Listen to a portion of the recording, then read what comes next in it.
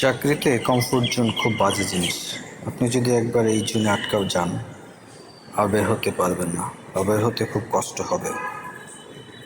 বর্তমানে চাকরিতে comfort zone তৈরি হওয়ার অনেকগুলো কারণ রয়েছে।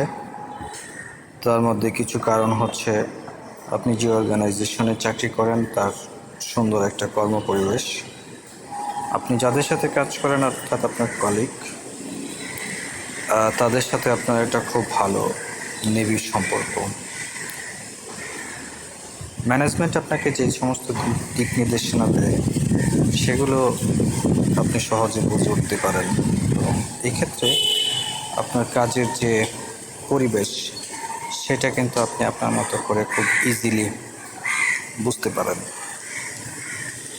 নিজের জব রেসপন্সিবিলিটি খুব ভালো করে জানতে পাওয়া। আপনি যখন কোনো একটা জায়গায় অনেকদিন কাজ করবেন, নিশ্চয়ই একটা জব রেসপন্সিবিলিটিটা অনেক বুঝতে পারবেন, জানতে পারবেন, এবং সেক্ষেত্রে আপনার জবের রোটেশনটা কম হয়।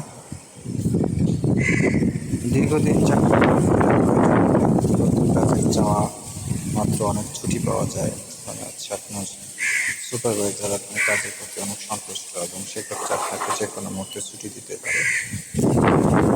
কর্মদিবসের প্রয়োজনে সরকারি কাজ করে নেওয়া যায়, যাতে করে আপনি দ্রুত আপনার কাজটা সারতে পারেন।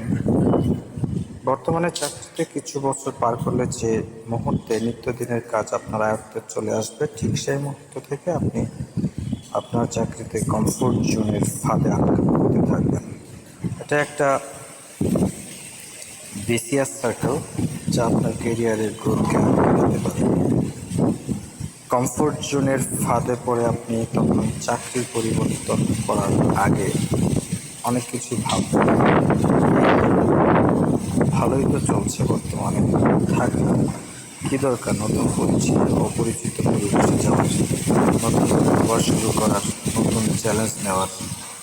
এই কমফোর্ট জোনের ফাঁদে পড়ে অনেকের জব ক্যারিয়ারের গ্রোথ বিলোপের সম্ভাবনা হয়েছে, এবং অনেকে তার এই গণ্ডি থেকে বের হতে পারেনি।